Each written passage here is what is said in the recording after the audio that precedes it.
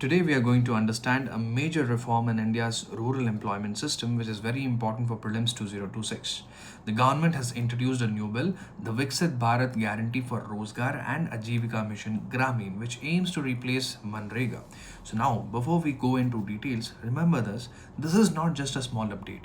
It's a structural shift in how rural employment will work in India. Let's break it down step by step. Number one, why is this important? Because MGNREGA has been one of the India's largest social security programs. Any change to it directly impacts millions of rural households. Now let's come to the key features of the new bill. The first major change is an employment guarantee. Under MGNREGA, rural households used to get 100 days of work. Now this is being increased to 125 days. And importantly, if work is not provided within 15 days, the unemployment allowance will still continue. So in terms of livelihood security, this is actually an expansion.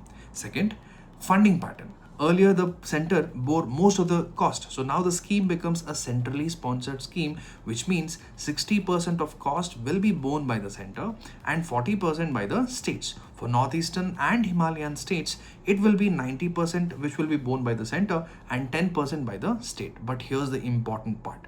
If any state spends more than its allocated amount, the extra burden will fall on the state government itself. So this increases financial pressure on states. Number three, normative allocation. The center will now decide how much fund each state should get every year. This will be based on certain parameters determined or defined in rules. This improves control but may also reduce flexibility for states. Number four, a very interesting change. Pause during agricultural season. States can stop work under the scheme for up to 60 days in a year. So this will cover peak farming periods like sowing and harvesting. So the idea is to prevent a labor shortage in agriculture. But at the same time, it could affect income continuity for workers as well.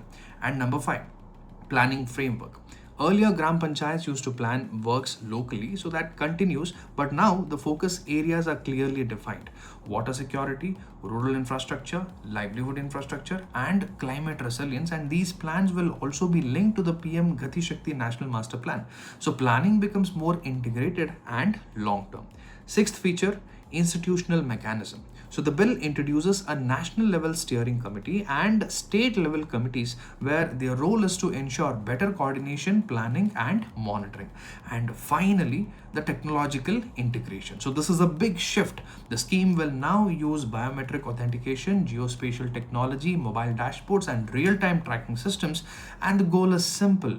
Try to make it more transparent and also ensure less leakage. So now let's quickly understand the overall impact of the bill. So the bill is trying to move from just providing employment to creating a productive asset or on a long-term basis or a long-term development for the farmers. But here are also some concerns which are really important. States, number one, states may face higher financial burden. Workers may face gaps during agricultural pause.